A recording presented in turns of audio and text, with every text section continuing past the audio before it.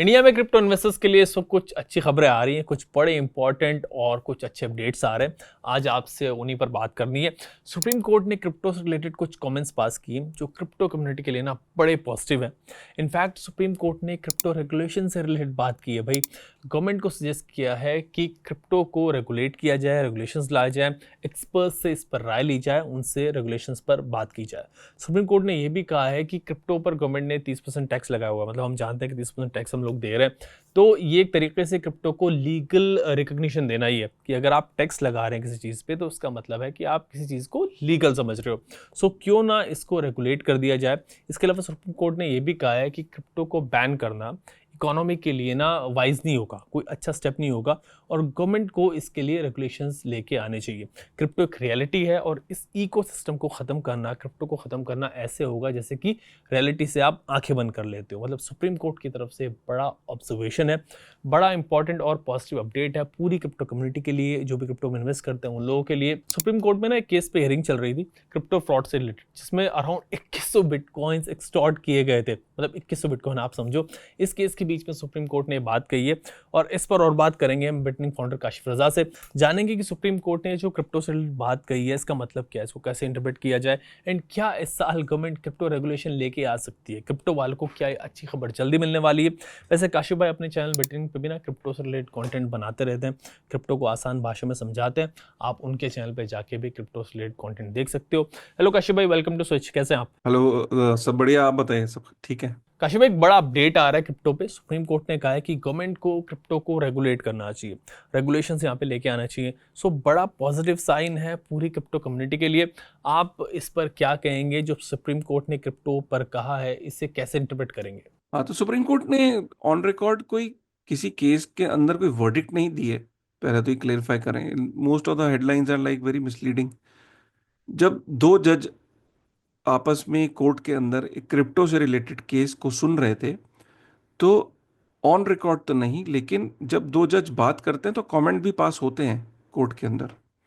तो कोर्ट के अंदर कमेंट जो थे वो उन्होंने जो पास किए, और जो सॉलिसिटर जनरल थी, जो गवर्नमेंट की जो वकील, गवर्नमेंट के साइड से जो वकील होते हैं, तो उनको ये रिक्वेस्ट करी, ये बोला कि इट्स हाई टाइम कि क्रिप्टो के केसेस काफ़ी बढ़ने लगे हैं, आते हैं कोर्ट के अंदर, और we are not the expert कि हम इस टर्मिनोलॉजीज को, जैसे आज सपोज करो, आज जजेस को ICO, Ethereum, smart contract, alt coins, meme coins, NFTs, मतलब how can you expect them to just cope with these things?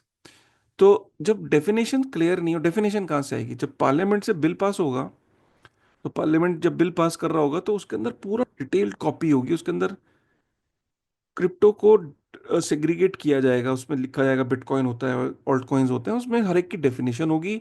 फिर इनकी कैटेगराइजेशन होगी कि इनको सिक्योरिटी की तरह डील करेंगे, बिटकॉइन को कमोडिटी की तरह करेंगे, या बिटकॉइन को प्रॉपर्टी की तरह करेंगे ट्रीट, या और कैपिटल गेन टैक्सेस क्या होंगे, alt coin, smart contracts, NFTs, ये क्या चीजें होती हैं, डीफाई। तो जब इतना क्लियर एक बिल बनेगा, उसके अंदर चीजें क्लियर होंगी, तो जजेस के लिए आसान हो जाएगा किसी केस के ऊपर वर्डिक्ट देना, क्योंकि उनको यूट्यूब चैनल नहीं देखने जाएंगे। वो मेरा यूट्यूब देखने नहीं आएंगे, वो प्लेलिस्ट देखेंगे कि यार काशिफ क्या कह रहा है। वो तो ये देखेंगे कि पार्लियामेंट क्या कह रही है, और उसमें एक्सपर्ट बॉडीज ने वो बिल बनाया होगा, तो उस बिल के बेसिस पे they will come up with conclusions. So what they said is के बैन इज लाइक कि ग्राउंड रियलिटी से अपनी आंखें बंद कर लेना। Ban is not solution, regulation is. And government को ये बोला कि भाई, कि going forward in future we will, हमने पहले भी ये बोला था कि इसको, क्या इसके ऊपर स्टेटस है, कब इसको रेगुलेट करेंगे। यहाँ पे एक और रिमार्क उन्होंने दिया कि जब हम 30% टैक्स लगा रहे हैं, तो इसका मतलब ये कि हम कहीं ना कहीं उसे लीगली उसको एक्नॉलेज कर रहे हैं। जब हम किसी चीज़ को लीगली एक्नॉलेज कर रहे हैं, तो why not to regulate it. ये एक और कमेंट पास किया उन्होंने। तो ये कोई वर्डिक्ट नहीं है, पहले तो मैं क्लियर कर दूं कि कोई ऐसा नहीं कि उन्होंने मतलब कोर्ट के आदेश का पालन होगा, नहीं, ऐसा नहीं है। ये कमेंट्स हैं जो कि उन्होंने बार बार वो कोर्ट में कह भी रहे हैं कि यार रेगुलेशन ले आओ। so that it makes their job easy. Fine, Kashif भाई आप ये कह रहे हैं कि ये कोई वर्डिक्ट नहीं है, सुप्रीम कोर्ट ने कमेंट्स पास किए हैं, बट क्या ये जो कमेंट्स हैं वो गवर्नमेंट के पास जाएंगे? ऑब्वियसली हो जाएंगे तो उसमें बोला ना। क्या गवर्नमेंट इन पर एक्ट करेगी? और फिर रेगुलेशंस पर आगे क्या लग रहा है? बैन को तो सुप्रीम कोर्ट ने कह दिया कि क्रिप्टो को बैन करना तो सही है, होगा नहीं। बैन तो नहीं होगा, रेगुलेशन होगी। अब ये बैन, मुझे नहीं लगता कि बैन होगा, सुप्रीम कोर्ट ने भी बोल दिया, क्योंकि बैन के मत बात क्या होगा, इकोसिस्टम से लोग उठ के कोर्ट जाएंगे फिर से।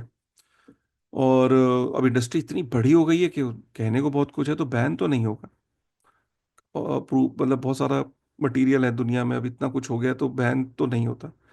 मेन है कि रेगुलेट, बट जल्दी हो regulate is more this thing, कि क्लैरिटी आएगी तो लोगों के अंदर, आपने कहा ना, कॉन्फिडेंस इस बात से भी नहीं आता कि यार पता नहीं यार अभी ये बैन ना हो जाए।